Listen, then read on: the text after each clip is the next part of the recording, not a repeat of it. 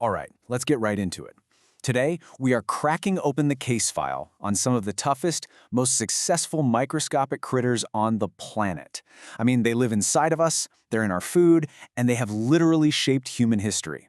We're talking about gram-negative bacteria.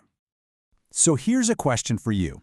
What could possibly connect a nasty case of food poisoning from a summer barbecue with the plague that wiped out a huge chunk of Europe's population? Well, the answer is a very specific and incredibly successful family of bacteria. Understanding them is pretty much key to understanding a huge part of modern medicine. And it all starts with this fundamental split in the bacterial world, a line that was drawn, believe it or not, almost 150 years ago, that helps scientists and doctors separate the microbial good guys from the bad and the tough from the really tough. So, that dividing line is a lab technique called the Gram stain. You can think of it like a microscopic interrogation. When scientists hit bacteria with this crystal violet dye, some of them soak it up and turn it deep purple. Those are called gram-positive. But our suspects today, the gram-negatives, they have this special defense. They shrug off that purple dye, and instead they take on a different color, showing up as this defiant pink or red. And that color difference, it's not just for looks, it's a dead giveaway about their built-in defenses. So, what's their secret? Why don't they turn purple? Well, it all comes down to that outer membrane. You see, gram-negative bacteria have this extra layer of armor, like a protective shell that a lot of other bacteria just don't have. This membrane is like a fortress wall, and that makes it much harder for our immune systems and, this is crucial, for our antibiotics to get inside and do their job. Okay, so now we know what makes them different. Let's meet the family. We're going to open up the case files on some of the most notorious members of this whole gram-negative group. And I guarantee you have heard of these names before, but you probably didn't realize they were all part of the same microscopic GAN. First up, E. coli. You can think of this one as the insider. It's a totally normal resident of our gut. But, and this is the key, with E. coli, it is all about location. As long as it stays in the gut, we're cool. But if it gets into the urinary tract, or the bloodstream, or the brain of a newborn, it can be absolutely devastating. Next, we've got Salmonella. This is your classic foodborne villain. It likes to hang out in the guts of animals, which is how it ends up contaminating things like eggs and chicken.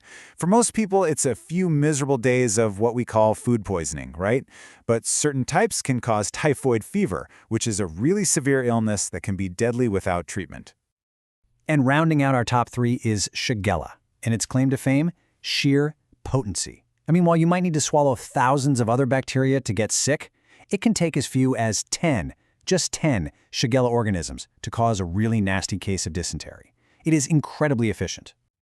So we've met the criminals. Now, how do they actually commit their crimes? You know, despite their differences, they all share this common toolkit, a set of weapons that makes them so good at causing disease. These are what we call virulence factors. It's a whole arsenal. They've got these little grappling hooks to stick to our cells. They've got cloaking devices to hide from our immune system. They even have these microscopic needles to inject poison directly into our cells.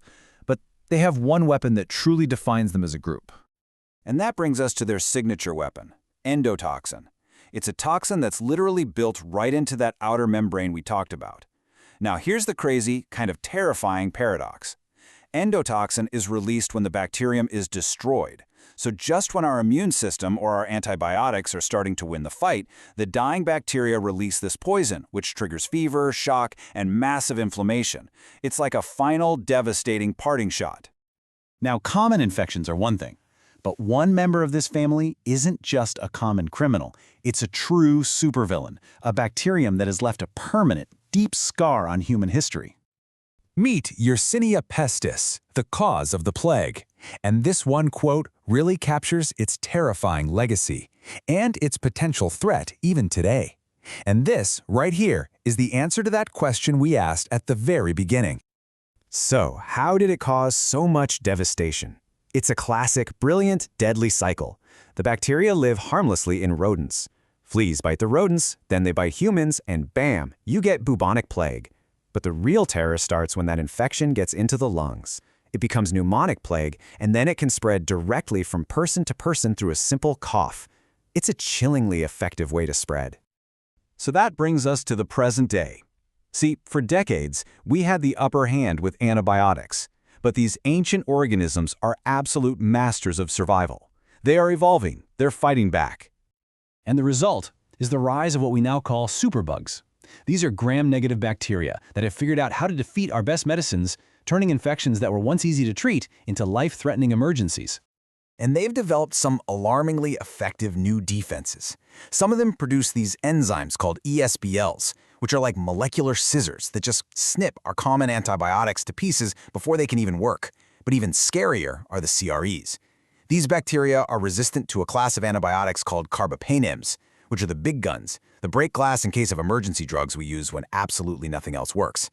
And when those fail, doctors are left with very, very few options.